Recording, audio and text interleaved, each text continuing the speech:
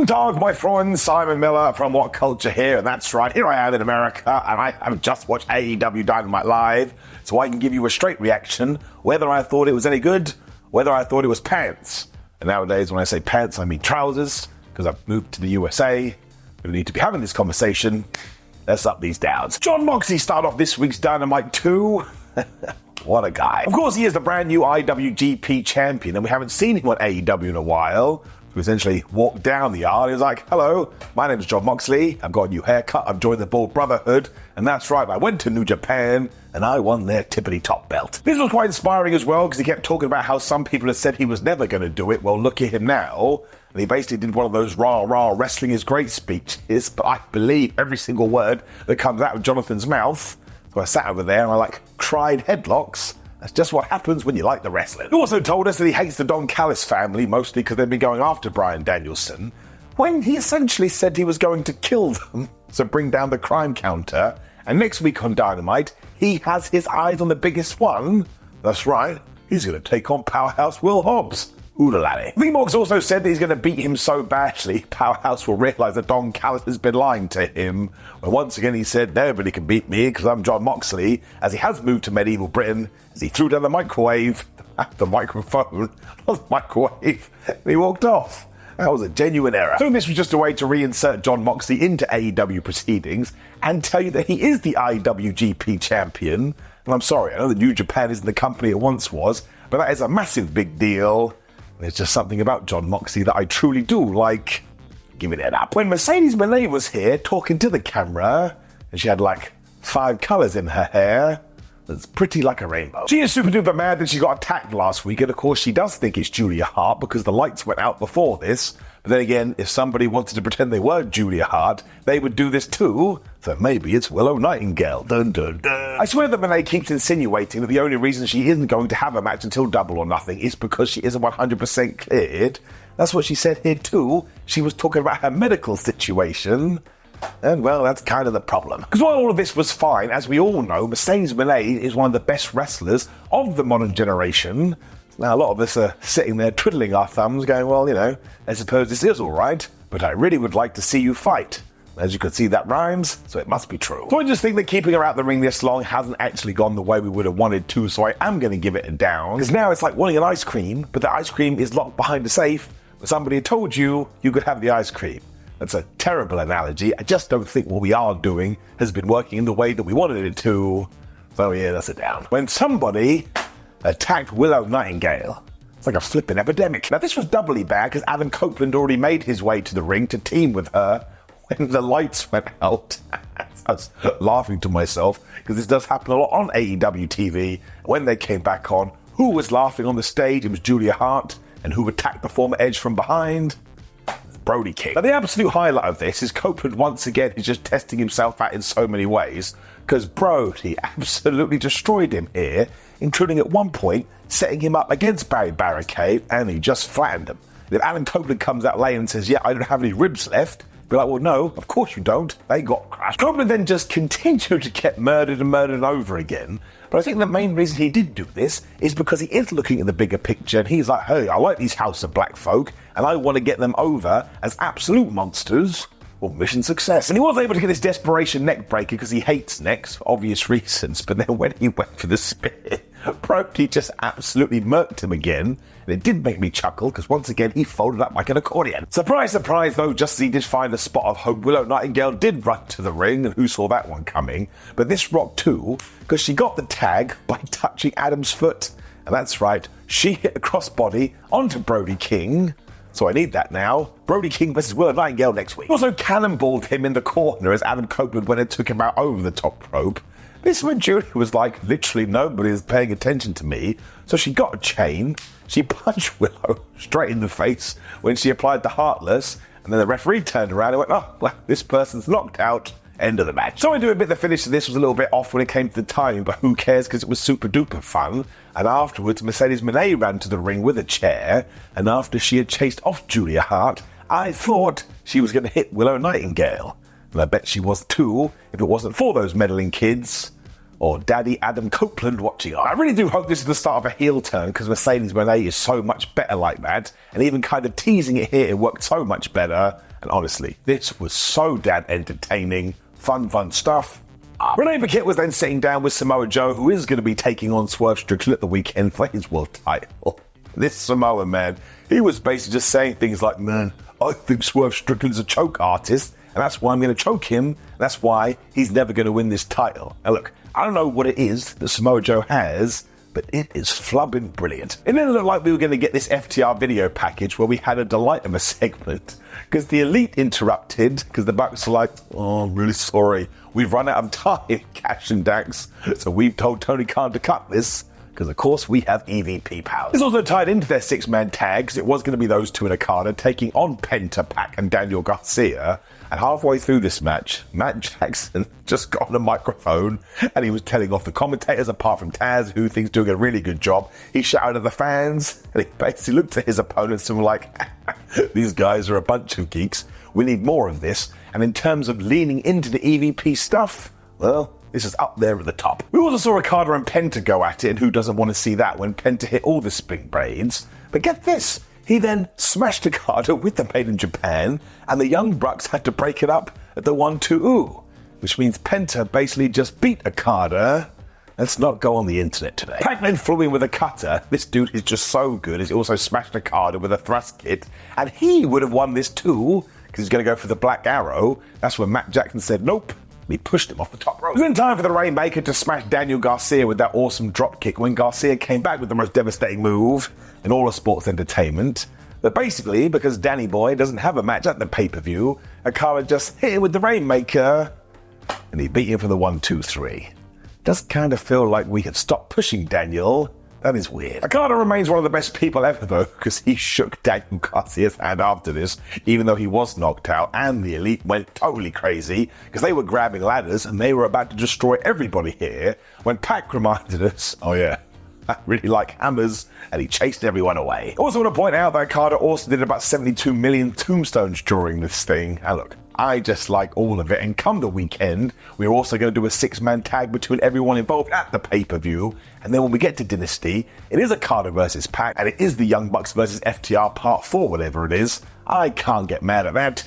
Let's get it up. When we got the next step in the Hook Jericho story, I just need to tell you, and you will have to forgive me, I don't really get it. Because this week, Chris Jericho had told Taz to be in the ring to adjudicate the thing, so the two people came out, and Christian was like, hello, Hook. Let me tell you about the Jericho Vortex, as somebody definitely goes on Reddit, and every single person I have been associated with has learned from me, and they have gone on to be a main eventer. Hook then basically said he doesn't care about any of this, because he doesn't need Chris Jericho's help, when from nowhere, Jericho's like, I know you've had a terrible upbringing because of your crappy dad. No offense, Taz, that's what he says, but once again, you need some good leadership. That will be me, Christopher Jericho. He also told Hook that he's not as good as he thinks he is when he pushed Taz, and understandably, the wonderfully haired warrior then got really mad, and he pushed Jericho right into the turnbuckle, and he said, listen, I shall fight you any place, any time. So I presume this is going to happen at the pay-per-view. That was it, and everybody walked off. I really think that Taz probably should have done something here, although fair play to Excalibur on commentary, because he was like, oh my gosh, Taz is dealing with knee issues right now, so Jericho shouldn't have done this. I just don't really understand where it's going. I'm repeating myself now. I'm like, this segment was okay, but did it light a fire under my ass? No, I don't think that it did. I also kind of feel like the whole thing is in fast forward, because a couple of weeks ago they were the best of friends, and then they had that falling out with Shibata, and then we just threw Taz in there. And I understand that Hook is Taz's son, but I kind of feel like maybe we could have built this up more. Makes me scratch my bald head. And listen, no matter what we do here, Hook is going to go on to be a main eventer because he's so damn good, and Chris Jericho is all time. But look, sometimes you throw things into the pot and you don't get the recipe you're expecting. What?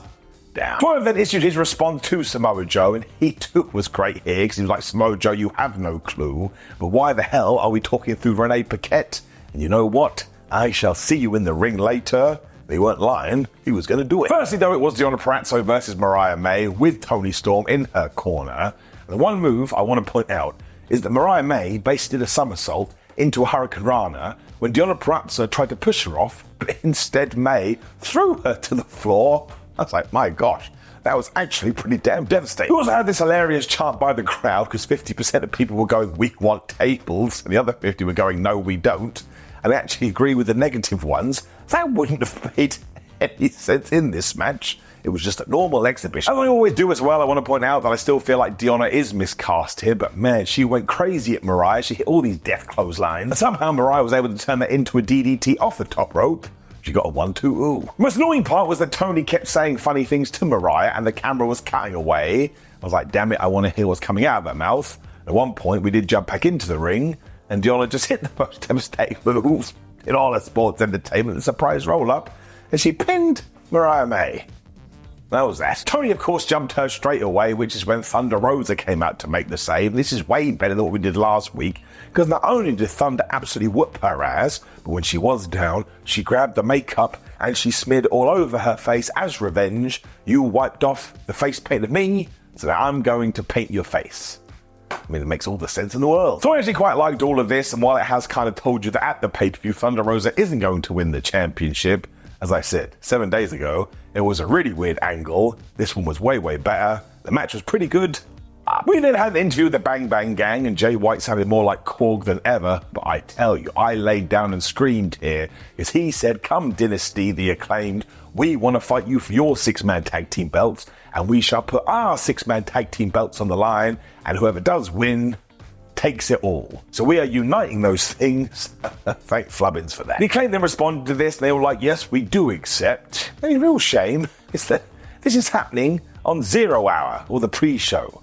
I guess, something's got to go there, but I do like the fact that we're drawing a line under this. It should have happened many weeks ago. When it was time for Orange Cassidy versus Shane Taylor, and of course this made sense, because even though at the start of this thing, Shane said, listen, Anthony Ogogo, Lee Moriarty, leave him alone right now, I'm going to take him out. The point was everyone did keep attacking the piece of fruit, but Orange doesn't have any friends anymore, so he was just a lone orange. And nobody wants to be a lone orange, at least want to be hanging out with a grape. I mean, Taylor was just wrecking this poor fool as well, but at one point he was strangling him, which made me go, can you stop a piece of fruit breathing? I don't think that's a thing. That's this great bit. But Orange was so weak, he was doing these like, oh, my punches aren't going to do anything, when he hopped to his feet and he just whammed Shane Taylor with a super kick. That rule. Cassidy then tried to go to the top rope, but surprise, Moriarty and Ogogo stopped him. But this is when Shane was going back to the strangling, but somehow Orange Cassidy reversed that into a DDT, and then he dived on Lee Moriarty, then he dived on Anthony Ogogo, and Orange Cassidy was feeling it, and he was taking everybody out. He didn't actually miss the orange punch when he got kneed right in the face, and I thought he was dead. But once again, he must have crazy HP, because he shrugged that off, he hit another orange punch, and he pinned Shane Taylor, uno, dos, tres. I mean, this was a little bit of a weird match, and of course, Ogogo and Moriarty were in there right afterwards, and Anthony was doing the big punches, when finally, and I mean, man, they took forever, Christopher Daniels and Matt Sydal came to the ring, but Trent, he was there in a hoodie, and he stopped them, because as we now know, he is not a best friend anymore. I do like this though, and I presume they are going to be doing this at Dynasty, because I feel they have a great match, and this story has been built for weeks.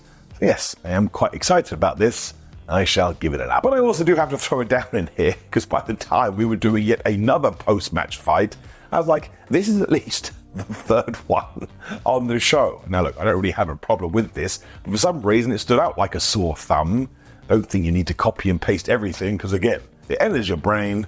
That's a down. When we got into our main event, which you have to go and watch right now, it was Will Ospreay versus Claudio Castagnoli, and I don't care, man. These two are the best of the current generation. I mean, Claudio just went nuts here, was going finisher crazy, and almost got a 1-2 instantly, when he was just going after Will Ospreay's back, and even when Ospreay tried to dive him outside of the ring, Claudio caught him and threw him into the ring apron. As we know, the ring apron is the hardest part of the ring, and this Claudio man, we don't shout about him enough. If I wasn't staying in a block of apartments, whatever the hell you call it, I would shout his name right now. That would also be really weird. Will is also just crazy over and could easily become the #1 babyface in AEW. At one point, he just did this springboard forearm for his own 1-2, and it was effortless. And don't forget, in most people, this would be their finishing move, but for Will, it's just a Wednesday. He then made a terrible mistake because he tried to apply the sharpshooter, and Claudio was like, excuse me, that's my move, so he put it on instead. But by this point, we were just doing wrestling, tennis, and Ospreay hit the Tiger Driver, He got another 1-2. There was then just this amazing float over Sagat uppercut by Claudio, which Ospreay answered instantly with a Hurricane Rana when we got to the best part of the match, because Claudio went to do the big swing and somehow Will Ospreay turned that into a move of his own.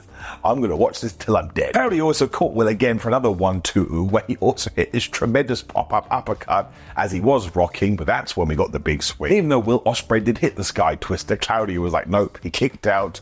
This is when he did get whacked in the head by the Hidden Blade. Will Ospreay wins, but this gets a massive round of applause. Look, I'm even falling over. It was fantastic. Now, Don Callis had been on commentary the whole time, and the Don Callis family attacked after this, but a very key note you need to walk away with is that William left the ring, and he didn't want any part of it. In fact, he was a bit pissed off. Eventually, John Moxley did make the save, and even though it was 3-on-1, he was able to fight everyone out the ring, including Powerhouse Will Hobbs, which of course ties into next week.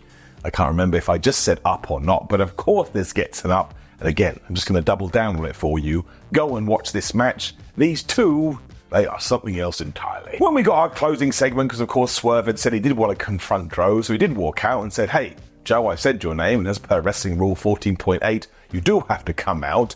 And for some reason, when the world champion did, he was surrounded by wrestling security. Now, one, AEW could have just told them no, but two, as we're well aware, wrestling security sucks. It actually didn't matter though, because Strickland then hopped over the top rope and he stomped on the security like he was flipping Mario and they were Goombas, and this is when Samoa Joe and him got into it. And even though at one point Swerve was cooking him with the house call, when he went for another stomp, Joe stopped him, he hit the muscle buster as he shouted at him, hey Swerve, you're not that guy. So this was just absolutely terrific, and they have great chemistry together, and given that Samoa Joe did leave him lying on the Dynamite before the pay-per-view, we may be days away from Swerve Strickland becoming the AEW World Champion, and to that I say, you damn right.